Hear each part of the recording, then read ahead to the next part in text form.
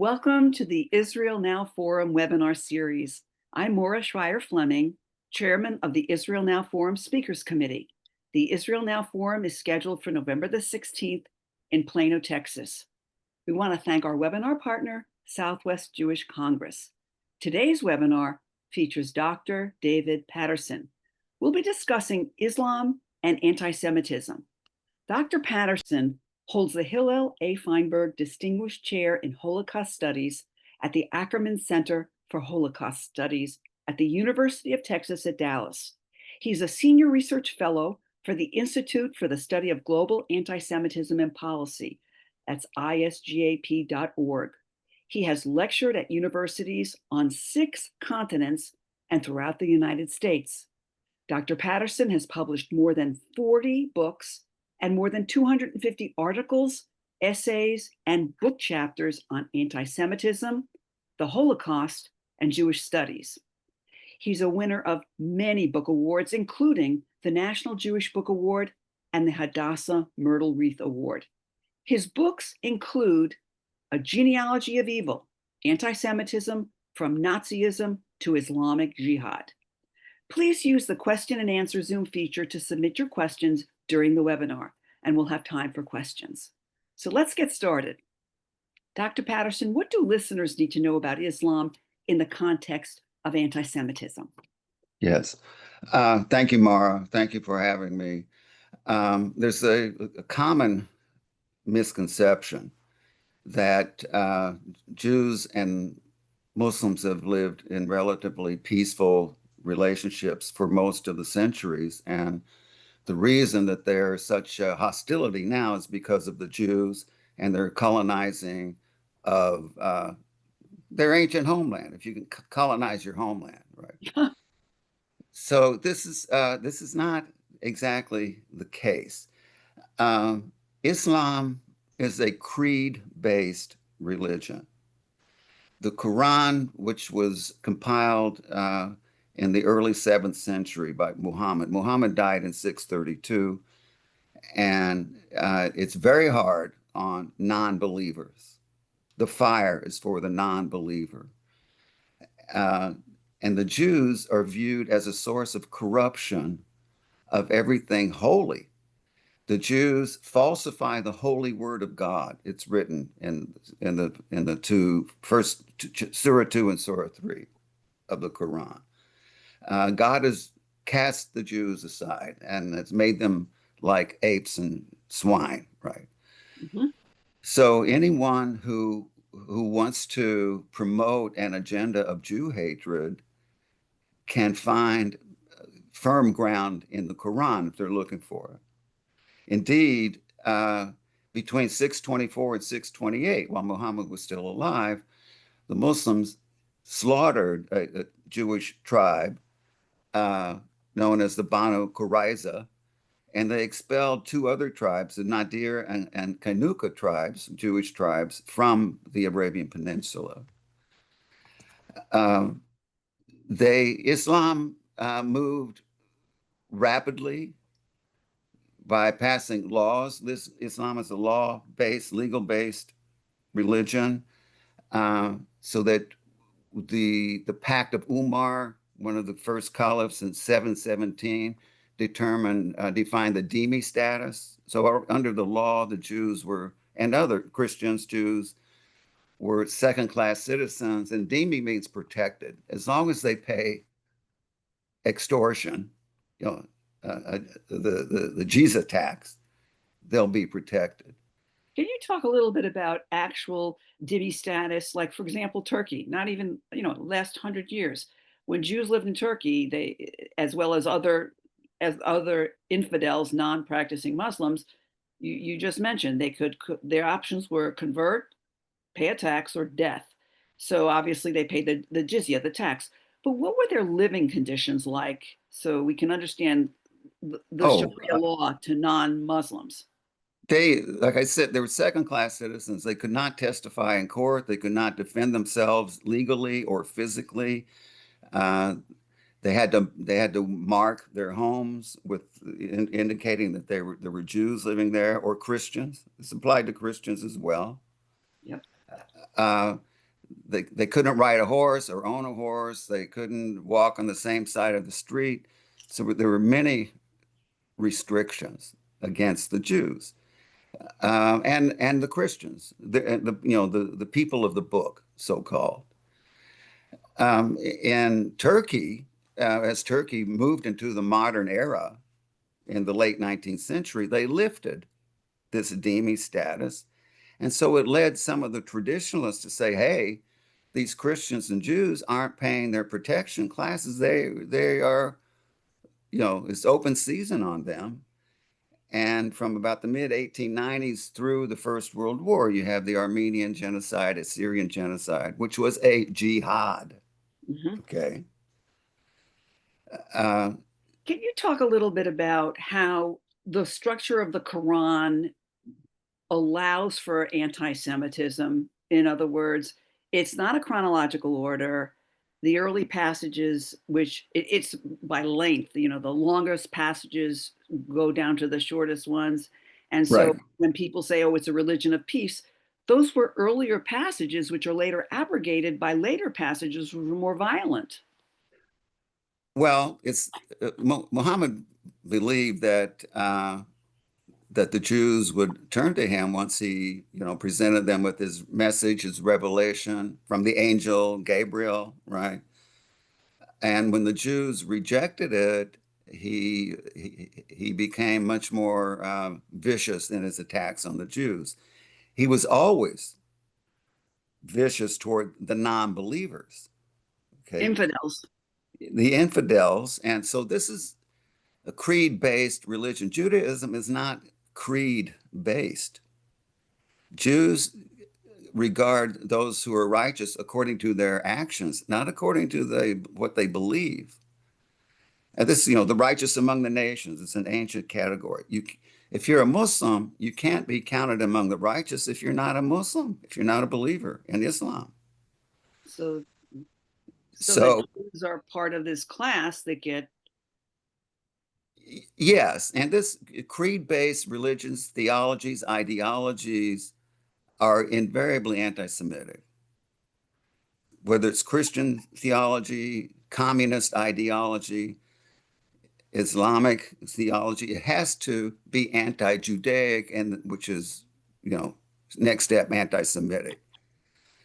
Uh, and the Jews threaten that creed-based way of thinking. Um, salvation is open to those who treat their neighbors with loving kindness. mhm. The stranger, loving the stranger, commanded 36 times in the Torah. The most frequently repeated commandment. Love the stranger, be kind to the stranger. I think it's because it's the most counterintuitive. The stranger includes the non-believer. Not so in Sharia law, though. It's not the same way. No, no. But you keep in mind that where Islam is concerned, the anti-Semitism, the contempt for the Jews goes back to the time of Muhammad himself. And Muhammad is, from an Islamic perspective, the perfect man. He's a messenger of God. So, which is Yeah, why yeah. Muslims today view everything in the Quran as in, you can't change it. It is literal, whatever their interpretation is, but it's what Muhammad and God said. It's yes, it's yes. In the Quran and in the Hadith. The Hadith is a collection of the oral traditions. There are six major Hadith collections. They're compiled between in the ninth and 10th centuries. Okay, Mhm. so we're talking like 300 years after Muhammad, and these have the weight among many Muslims, at least, certainly jihadists. They carry the weight of the Quran itself, and these are the Hadith. If if anything, is even harder on the Jews. How so? Well, it's in the Hadith, for example, you have the teaching that the final judgment will not come until the Muslims kill the Jews, and the trees and the rocks will say, "Come, there's a Jew hiding behind me. Come kill the Jew." Is that part of what they call the Twelver type of Shiite Islam, which Mamdani is a part of, where they have to foment chaos to see the, Uh, the no, Messiah? I think both Sunni and Shiites, regard the Hadith as what we would call Sephorim, right? Holy books. Okay. Um, Shiites more radically so. The Ayatollah Khomeini said that to question the Hadith is to question God. It's to question the state. Okay, that's I can't think of a similar statement from the Sunni jihadists. Hmm. But keep in mind that there's a tie between the Shiite jihadists and the Sunni jihadists. The Ayatollah Khomeini was Shiite, right? He got his indoctrination from the Muslim Brotherhood in the 1940s. He translated Sayyid Qutb into Farsi. Sayyid Qutb is the major jihadist ideologue, Egyptian Muslim Brotherhood. Hmm. Okay.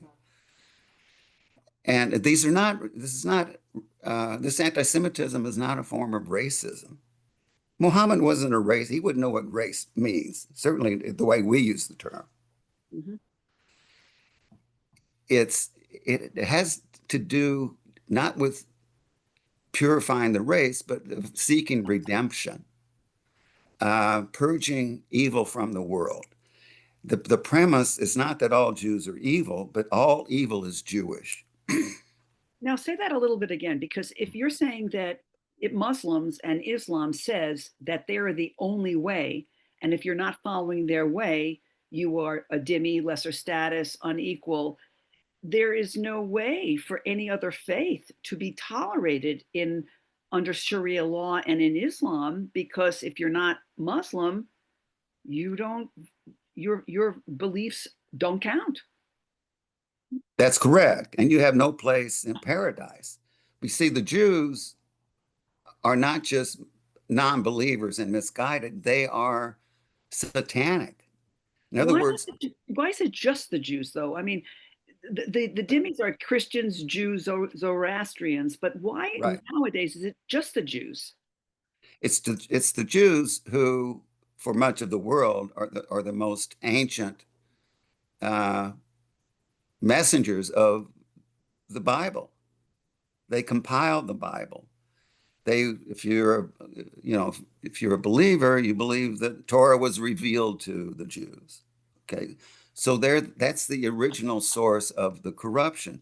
The Christians are not demonized; they're in some way they're victimized. That the Jews have corrupted them, right? They've misled them. Wow. Uh, so the original evil comes from the Jews. And it's very important, as I mentioned earlier, that in the second and third surahs of the Quran, it states that the Jews falsify the holy word. In other words, the Jews threaten the redemption of everyone. And this is why you have Haj Amin al-Husseini, from the Mufti of Jerusalem, who was a Nazi war criminal. Sympathizer. You have Ahmed Yassin, the founder of Hamas, both teaching that uh, the spilled blood of a Jew pleases Allah. Whoever kills a Jew has a guaranteed place in paradise because you are ridding the world of evil, not just correcting wrong belief. Does the Quran have any sort of language like that directed at Christians? I mean, they're very specific about Jews. Uh, no. And the Christians, okay, for one thing, the Christians come in a much greater variety than the Jews. Yeah. I mean, there are 500 recognized Christian denominations in the United States. Never mind the Eastern churches. I mean, the most ancient Christian churches are the Eastern churches, the Chaldean, Syriac, Assyrian, right? Cop. Coptics. So we don't, I mean, they're not such an easy target for the Muslims as, the Jews, who are not that Jews are consistent about anything, but the Jews all have the same Torah, Right. uh, and the same origins for our differences. You know, we have our differences, as you know. Yeah. So let me ask you something because it came as a question from one of our listeners, and I want to help the listeners understand Islam a little bit better. There is a concept you were already talked. You already mentioned in the Hadiths and the Quran about the views of Jews.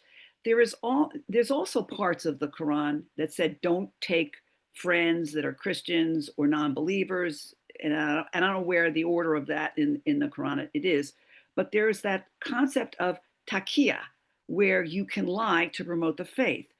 How does that work in the anti-Semitism that then follows? Well, you can lie, yeah, to promote the faith for the sake of advancing Islam. You can, and the lying here has to do with entering into treaties and negotiations, for example. Uh, it's not just about public image, but it's about, you know, agreements made, um, false contracts, basically. So the it is an interesting question. Is you know, if certainly with the jihadists, this modern jihadism is a purist movement. How can you maintain your purity if you engage in deception? So if it's deception for the sake of Allah, it's not really deception because the ultimate truth is that there, you know, is the Shahida, that there's no God but Allah and Muhammad is his prophet, right?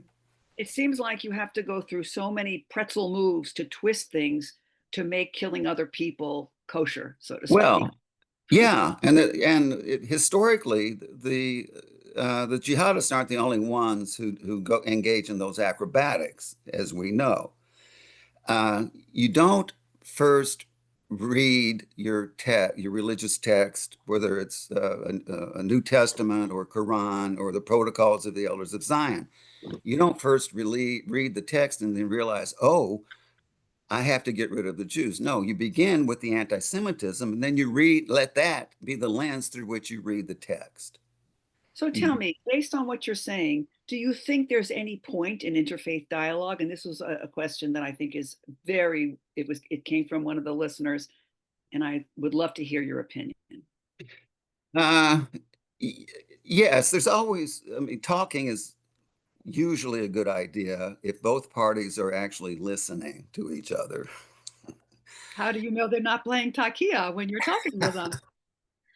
Well, you know, dialogue is not the same as getting along. And I have many years of experience in dialogue with Christians and Muslims.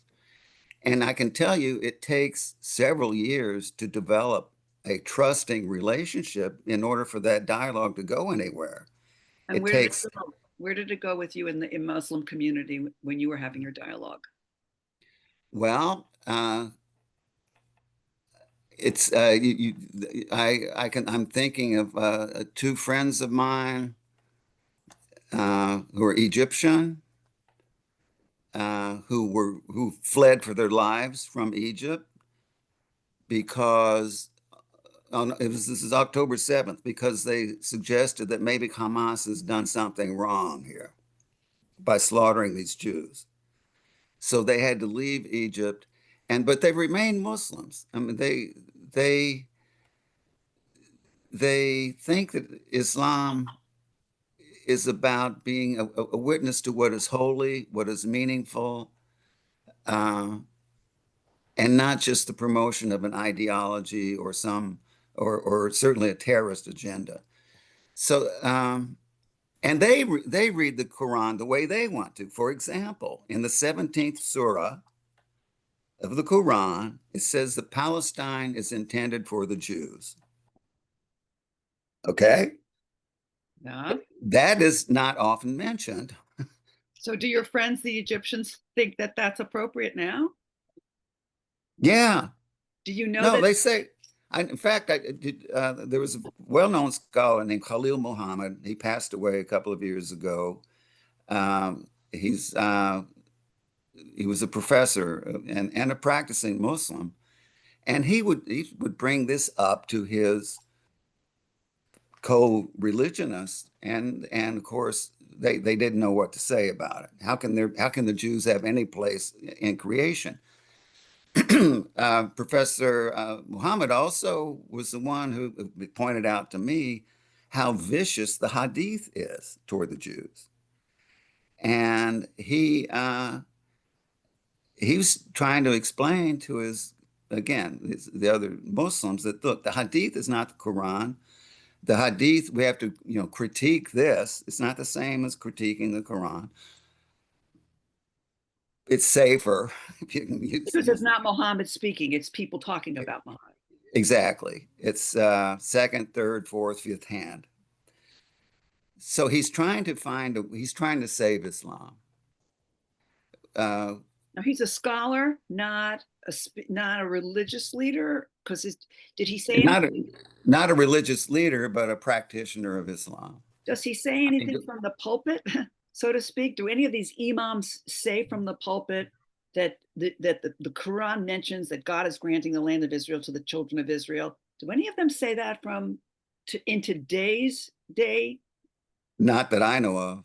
If they did say that today, what would happen to them under the laws of Islam and the practice of Islam? Well, they would have a price on their head, I'm sure. But it's in the early years of the modern Zionist movement, the late 1890s, early 1900s, there were a couple of Muslim leaders saying, "This is Allah has destined this for the Jews. They will return to their land." Did they have a price on their head then? No, well, I don't think so, but they were quickly silenced. This is when political Islamism and modern jihadism was beginning to develop. It's traceable, at least immediately traceable, to the 18th century with the rise of Wahhabism, 19th century Salafism, both of which are purist movements. The Muslim Brotherhood was created to purify Islam from Western influences, the so-called colonialist influences. 1928 in Egypt, it was created by Hassan al-Banna. Okay. 5 or 6 men, and now they have, I don't know, 300 million. So so it's a purist movement. Most anti-Semitic movements, whether it's Nazi, ideology, Christian theology, it's about purification. Limpieza de sangre, as they called it in the Spanish Inquisition. But what you're saying, though, it sounds as if the Muslims practitioners of today, the imams and the followers that follow these jihadists and Islamists, are taking the Quran, ignoring the parts they don't like, twisting the parts they want to use to foment violence, and maybe even using the Israeli-Palestinian conflict as the way to further their propaganda. Am I correct in all that? I mean, Yes, an accurate assessment, I would say.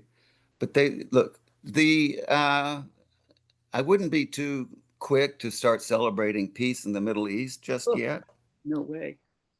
Um, Talk to that. Do you think that the Abraham Accords can lead to less anti-Semitism? Do you think it could be maybe some elements of Islam coming out that are more tolerant? yes, if only for economic motives.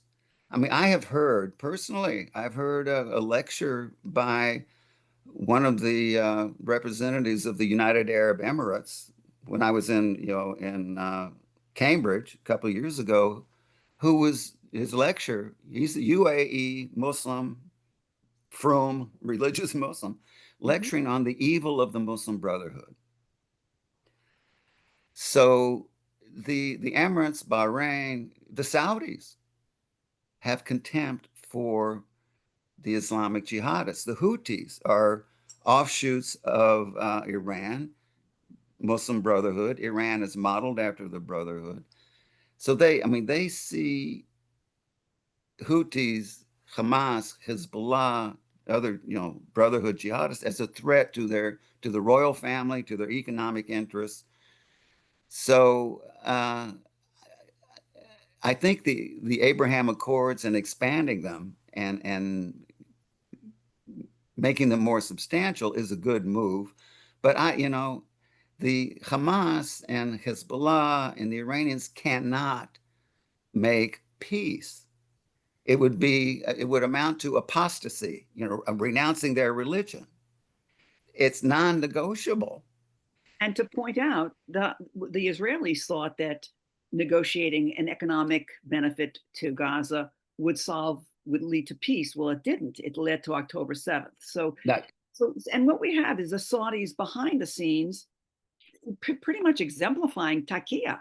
They say behind the scenes they're for Israel, but publicly they must, they got to have peace in Palestine, and they hate the Gazans. So it's not an. yeah, no, they, So they do. I would say even worse than the Saudis are the Qataris. yeah, well, the Talk Qataris. about playing all sides of the fence.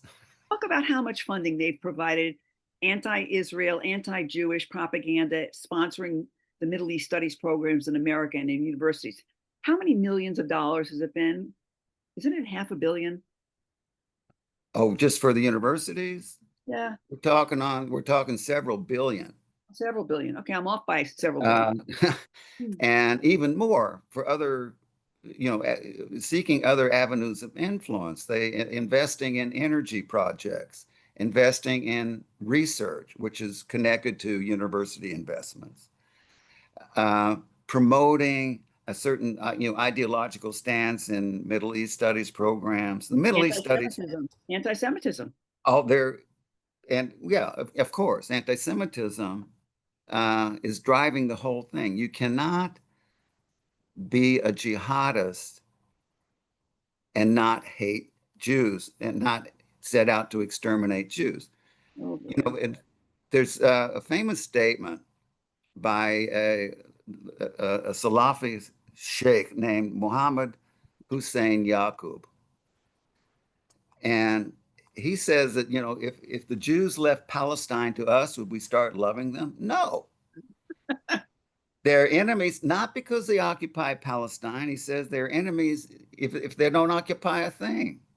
Our fighting with the Jew is eternal until not a single Jew remains on the face of the earth. This is a metaphysical, theological war. The occupation, so-called, of Palestine, the colonialist Jews, the settlers, the apartheid has nothing to do with it. So basically, what you're saying is Islam is incompatible with democracy. Islam equals anti-Semitism. And whether you have individual dialogue with individual Muslims, their faith prohibits them from treating other faiths that are not Muslims as equals. Well, I don't know. I am saying Islamic jihadists are by definition anti-Semites. You can't be a jihadist and not, as I said, have an exterminationist agenda vis-a-vis the Jews. I also am suggesting it's no accident that this jihadist movement evolves out of Islam. Okay. I prefer to use jihadists, and in the book, you mentioned genealogy of evil. I distinguish jihadists from all Muslims. Not all Muslims are jihadists. But their faith allows them to be. Well, they're asked to be, but have you seen Mustafa Hussein Yusuf, the son of the former Hamas leader? Who has a bounty on his head? He left Islam and he's a Christian now. He talks against it and he has a bounty on his head. So you Well, can, and to your point, if you leave Islam, you're dead. If oh yeah. and so and the Islamic Sharia law says anything that was once Muslim territory is always in perpetuity. So every Yeah. time a Christian church becomes Muslim property, it's no go for a Christian ever to go anyplace else other than Muslim territory. So, Well, that's the and, all of the Middle East, North Africa, Spain, right? It's if you look at Muhammad versus, and I know we're talking anti-Semitism, but Jesus, who was a Jew, man of peace, Muhammad was a warrior. He committed murder, he raped, he stole. We're talking two different types of people in terms of who you revere as the perfect man from different faiths. So, and he was a brilliant warrior, I'll give you that, turning a couple hundred followers to thousands. But that's yeah. he was a warrior. Well, it was, yeah, Islam was spread with the sword. Yes. The Ayatollah Khomeini once said that all glory that has ever come to Islam has come through the sword. But that's the Ayatollah Khomeini, and I know Muslims who think that the Islamic Republic regime are blasphemers and they betray Islam. And so, look, Islam is not one thing any more than Christianity is just one thing. There's a lot of variety, and it's much more than just Shiite and Sunni. Within those movements, there's a great deal of variety, and I just think from an analytical point of view, we have to be careful about broad strokes. True. True. You know, So we have come to the end of our time, sadly, because I'm sure we could talk at greater length of Islam and anti-Semitism. But this has been so informative, Dr. Patterson. Thank you so much for your time. And everyone, thank you. thank you for attending. Thank you for your comments. And we look forward to seeing you in person at the All-Day Israel Now Forum in Plano, Texas on November the 16th. You can go to the website and register, israelnowforum.org. And we are fortunate to have Dr. Patterson returning to the Israel Now Forum in November. He will be talking about a program called The Right of Return. So please join Dr. Patterson and other experts on Israel at our November 16th Israel Now Forum. Bye for now.